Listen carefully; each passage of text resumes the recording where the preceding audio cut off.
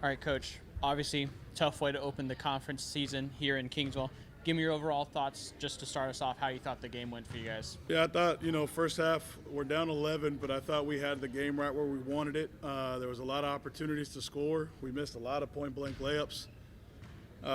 In the second half, we came out. We had a good shift. We thought we had a good momentum run, and then they got hot, and our guys kind of got a little deflated, and we got to find a way to fight a little bit more through adversity and become a little bit more mentally tough. But I'm proud of the effort. I know the score is not indicative of my words, but I just thought that the fight was still there. We tried to find a way to get through. We've had guys that have been injured that came back and are trying to find ways in minutes and rotation, and so it's almost like we're a whole new team. But just the biggest thing that we got to find is we got to find some consistency of guys that are playing key minutes, and we just got to get tougher through those stretches. I thought we had an opportunity to cut it every time, and every time we made a run, they hit a big shot or got a big steal. So it's a credit to them. They were a Final Four team last year in D2 for a reason. They're coached really, really well. They play a completely different style that works for them, and they executed it on us tonight. Coach, you mentioned some of the guys who coming back from injury. Obviously, season debuts for Daniel Sanchez, Mark Iman, and Bryce Cook. What are you hoping that they can provide you guys heading into kind of now that we're in full-fledged conference play? What do you think they can provide for you guys?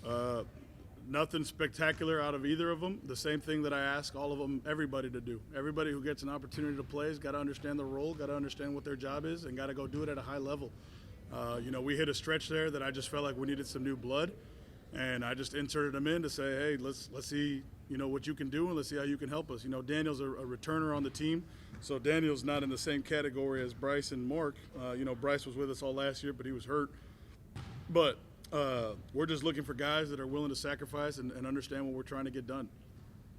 Right now, kind of looking ahead here to this Saturday, another big matchup, second game in conference play against UT. Tyler, how are you hoping that your guys respond to the challenge of taking on the Patriots? Well, this is the first time we lose on the first game.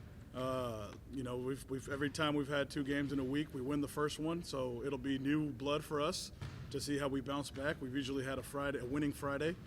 This will be the first time we have a Friday of controversy, and I think our guys will bounce back. Like I've told you all the time, I think we have pleasers.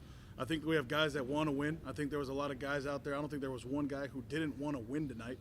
It's just we got to learn how to win. We got to understand what our strengths are, what our weaknesses are, how we get better at that. And that just takes time with a new team and with new guys coming back. It's pretty much a whole other team again.